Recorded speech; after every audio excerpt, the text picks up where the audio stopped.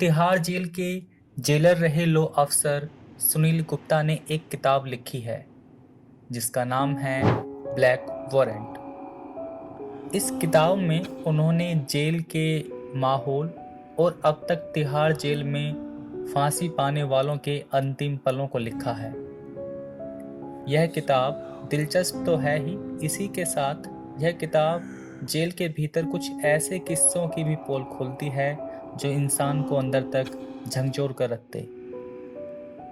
खैर, आज जो हम आपसे डिस्कस करने जा रहे हैं वो सुनील गुप्ता की तिहाड़ में नियुक्ति को लेकर है, यानी नौकरी को लेकर। इसमें सुनील गुप्ता बताते हैं कि उन्हें नौकरी दिलाने में तिहाड़ जेल के एक मशहूर कैदी का बड़ा रोल रहा था।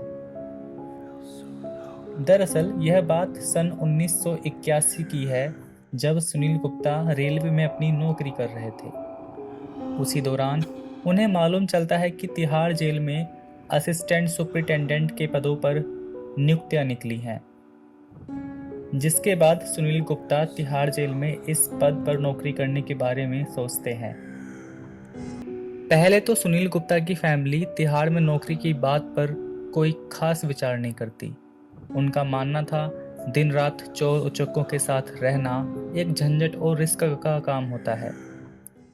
लेकिन सुनील गुप्ता को लगता था कि अगर वो रेलवे में ही नौकरी करते रहें तो उनकी लाइफ ट्रैवलिंग के बीच में ही फंस कर रह जाएगी। यानी वो एक स्टेबल और चैलेंजिंग जॉब चाहते थे और यह उनके पास एक अच्छा मौका था। खैर, किसी तरह से फैमिली को कन्विंस करने के बाद सुनील गुप्ता तिहाड़ में असिस्टेंट सुपरिटेंडेंट का इंटरव्यू क्रैक करते हैं और 7 मई 1981 को रेलवे से अपना नोटिस पीरियड खत्म कर ज्वाइनिंग के लिए तिहाड़ जेल रवाना हो जाते हैं। वो सीधा सुपरिटेंडेंट BL विज के रूम में जाते हैं। सुनील गुप्ता सोचते हैं कि उन्हें बस कुछ ही फॉर्मेलिटीज़ कंप्लीट करनी पड़ेगी, लेकिन जैसे ही सुनील गुप्ता BL विज को बताते हैं कि वो ज्वाइनिंग के लिए आए हैं तो उन्हें विज यह कहकर मना कर देते हैं कि यहाँ कोई वैकेंसी नहीं है। यह सुनते ही गुप्ता भौचक्के रह जाते हैं। दरअसल सुनील गुप्ता ने इमीडिएट ज्वाइन नहीं किया था, जिस कारण से BL विज ने उन्हें यह कहकर टाल दिया कि अब कोई जॉब नहीं है और इस चीज़ के बारे में तुम्हें पहले सोचना चाहिए था। गुप्ता उन्हें बहुत समझाने की कोशिश करते हैं पर वो नहीं मानते। वो कई तरकीबें भी लड़ाते हैं पर आखिर में बात नहीं बनती।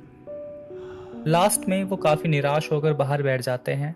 वो बाहरी निराशा में डूबे ही थे कि तभी उन्हें एक आदमी दिखता है जिसका स्टाइल और पहनावा बिल्कुल पुराने जमाने वाले अफसरों जैसा था। वह उनकी ओर आता है और इंग्लिश में पूछता है, yes, what brings you here. Gupta सारी बात उन्हें इंग्लिश में समझाते हैं, जिसके बाद वो कहता है, don't worry, I can help you. वो BL विज के ऑफिस में जाता है और कुछ देर बाद आकर ज्वाइनिंग लेटर सुनील गुप्ता के हाथ में थमा देता है और बिना कुछ कहे वहाँ से चला जाता है। सुनील गुप्ता देखते रहते हैं और सोच में पड़ जाते हैं कि आखिर यह शख्स था कौन जिसकी तिहाड़ में इतनी चलती है। खैर, उनको शुरुआत में लगता है कि ये कोई ऑफिशियल होगा, लेकिन जब वो एक आदमी से उस शख्स के बारे में पूछते हैं तो वो बताता है कि ये चार्ल्स सोबराज है। वो जेल का सुपर IG है। जेल में सब इसी के अनुसार चलता है। चार्ल्स सोबराज कई मर्डर केस के जुर्म में लंबे वक्त से सजा काट रहा था। सुनील गुप्ता लिखते हैं कि भले ही वो कैदी था, लेकिन जॉब दिलाने में उसकी एक बड़ी भूमिका रही थी। वो कहते हैं कि जेल में नौकरी पाना आसान नहीं होता। कैंडिडेट्स को कई तरहों से हरास किया जाता है। बिना रिकमेंडेशन के जॉब पाना वहाँ बहुत ही ज़्यादा मुश्किल है। उस वक्त 10 कैंडिडेट्स ने जॉब ज्वाइन की थी, जिनमें से वो एक थे। बाकियों की पहुंच बहुत ऊंची दराज की थी। सुनील गुप्ता लिखते हैं कि मैं बहुत लकी था कि मेरी मुलाकात उस दौरान चार्ल्स सोबराज से हुई, नहीं तो मेरे लिए बहुत मुश्किल आन खड़ी होती। ऐसा कहा जाता है कि BL विज उन लोगों को ज़्यादा तवज्जो देते हैं जो हरियाणा से बिलोंग करते हैं।